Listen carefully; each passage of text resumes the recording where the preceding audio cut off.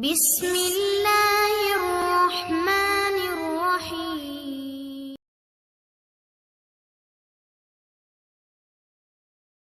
Hello dear students. Today our topic is regular and irregular verbs. Let's begin lesson number 12. Before starting lesson, we must know that verb change as per tense. There are three forms of verb: base form, past form and past participle form.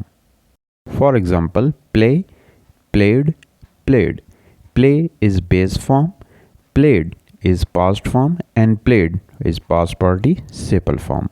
Second example is go, went, gone.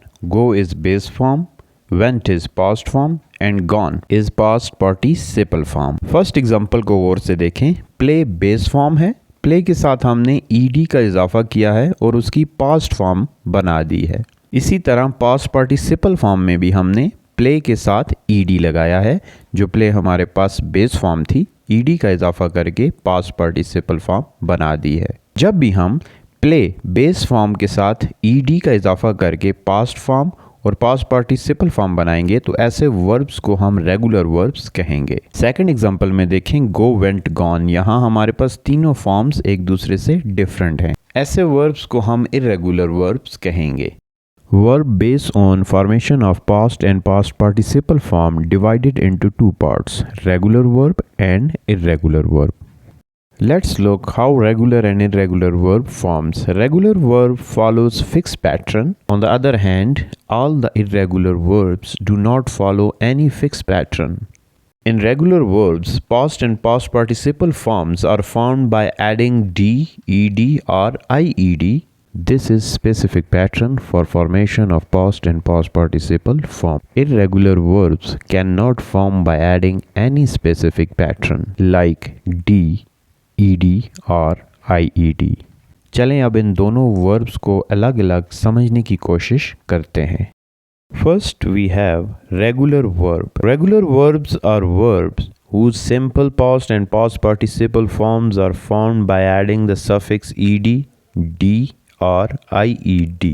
English में verbs के past और past participle बनाने के लिए आमतौर पर verb की base form, जिसे प्रेजेंट फॉर्म भी कहा जाता है, के आखिर में IED, D या ED लगाया जाता है. इस तरीके या कायदे से जो वर्ब बनते हैं वो रेगुलर वर्ब्स कहलाए जाते हैं. तमाम वर्ब्स जिनकी पास्ट और पास्ट पार्टिसिपल फॉर्म में आखिर में ED, D या IED हो वो हमारे पास रेगुलर वर्ब्स होते हैं.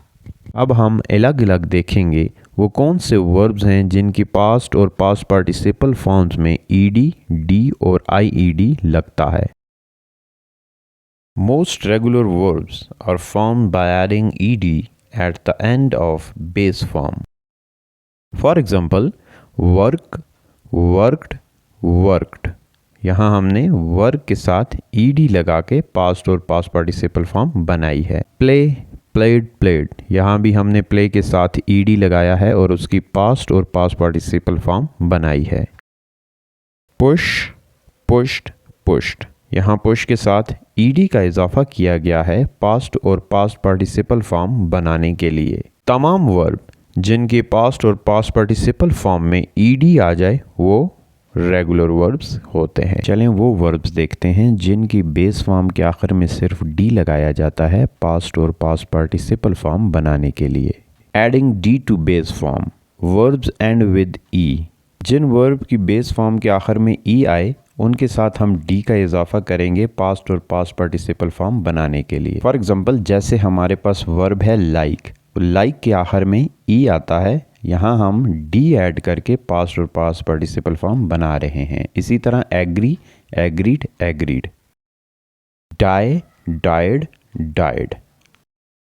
तमाम ऐसे वर्ब जिनकी बेस फॉर्म के आखिर में ई आता है उनकी पास्ट और पास्ट पार्टिसिपल फॉर्म बनाने के लिए हम ई के बाद डी का इजाफा करते हैं. ये हमारे पास रेगुलर वर्ब होते हैं. In last category of regular verbs, we add IED to base form. Verb ends with y. English language में हमारे पास कुछ ऐसे regular verbs हैं जिनके आखिर में y आता है. ऐसे verbs में हम y को हटाकर ed का इजाफा कर देते हैं पास्ट और पास्ट पार्टिसिपल फॉर्म बनाने के लिए। For example apply, applied, applied, copy, copied, copied, deny, denied, denied. Base form को अगर आप देखें तो तमाम वर्ब्स के आखिर में वाई आता है। इस वाई को हमने हटाकर पास्ट और पास्ट पार्टिसिपल फॉर्म में ed का इजाफा कर दिया है। यहाँ आपने एक बात जहन में रखनी है, अगर वाई से पहले वावल हो तो फिर वाई के बाद ed लगेगा। इस तरह के वर्ब्स की पास्ट और पास्ट पार्टिसिपल फॉर्म बनाने के लिए हम वाई को हटाएंगे नहीं, बल्कि वाई के बाद ed का इजाफा कर देंगे। For example annoy, annoyed, annoyed। ये हमारे पास रेगुलर वर्ब्स थे। अब हम देखते हैं इर्रेगुलर वर्ब्स को। In irregular verbs, we have 4 groups.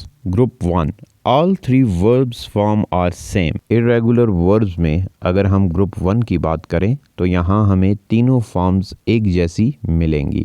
For example, cut, cut, cut, put, put, put. In group 2, we have same past and past participle forms.